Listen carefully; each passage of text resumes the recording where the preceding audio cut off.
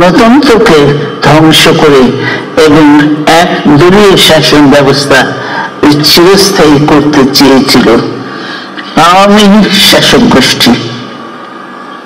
ছাত্র জনতার সম্মিলিত অভ্যুত্থানের মধ্যে দিয়ে ফ্যাসিবাদদের পতন ঘটেছে, সুযোগ সৃষ্টি হয়েছে নতুন করে বাংলাদেশকে গড়বার।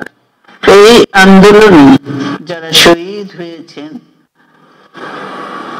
তাদের জানাচ্ছি আন্তরিক শ্রদ্ধা, আহতদের সমবেদনা। তাদের এই আত্মত্যাগ জাতি চিরকাল মনে রাখবে।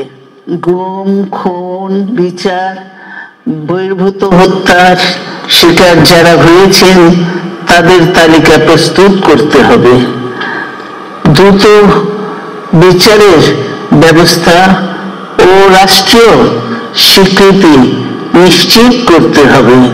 প্রতিটি পরিবারের সম্মানজনক পুনর্বাসন ও নিরাপদ ভবিষ্যৎ নিশ্চিত করতে হবে।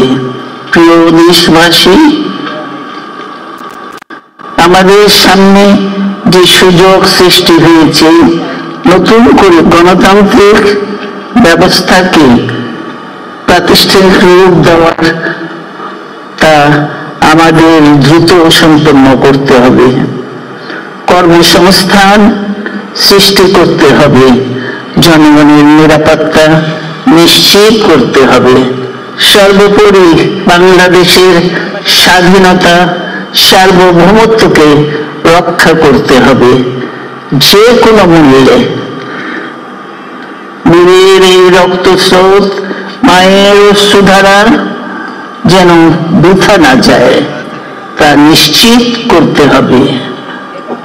ঐক্য বজায় রাখতে হবে। আসুন আমরা সবাই মিলে শহীদ জিয়ার স্বপ্নকে বাস্তবায়িত করি কোটি মানুষের নতুন বাংলাদেশের নির্মাণের স্বপ্নকে। আল্লাহ হাফেজ। বাংলাদেশ জিন্দাবাদ।